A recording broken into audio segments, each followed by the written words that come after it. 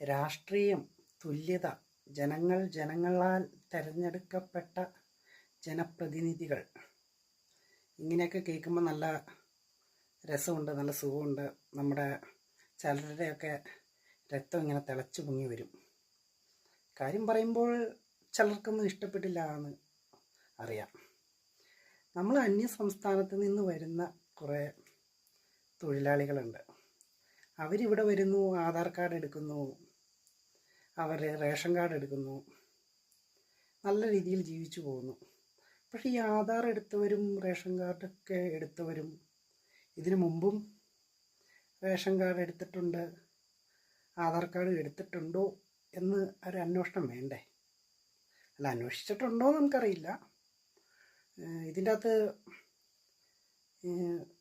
ആൾക്കാർ പെട്ടെന്ന് ഇവർക്ക് ആധാർ കാർഡൊക്കെ ഒന്ന് റെഡിയാക്കി കൊടുക്കുന്നതിൻ്റെ കാര്യം എന്ന് വെച്ച് കഴിഞ്ഞാൽ, എലക്ഷൻ സമയത്ത് പെട്ടെന്ന് ആധാർ കാർഡും കാര്യങ്ങളൊക്കെ ഒന്ന് റെഡിയാക്കി കിട്ടും. അത് മാത്രമല്ല, ചില കേന്ദ്രം ഭരിക്കുന്ന ചില പാർട്ടിക്കാരുടെ ആൾക്കാർ കേരളത്തിൽ വന്നാൽ അവർക്കും ഒരു ആധാർ കാർഡ് കൊടുത്തു കഴിഞ്ഞാൽ അവിടെ ഇവിടെ വോട്ട് ചെയ്യാലോ. ഇനി അതുകൊണ്ടാണോ ഇങ്ങനെ? എന്താണെങ്കിലും ബംഗാളികളോടോ മറ്റ് സംസ്ഥാനക്കാരോടോ നമുക്ക് അതിന് മാത്രം നമ്മൾ സ്നേഹം കാണിക്കേണ്ട കാര്യം എന്താണ്?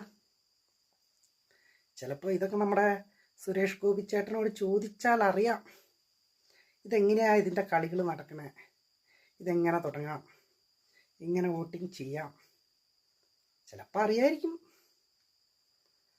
എന്തൊക്കെ കളികൾ നമ്മൾ കാണാൻ പോകുന്നു. പിന്നല്ലേ ഇത്.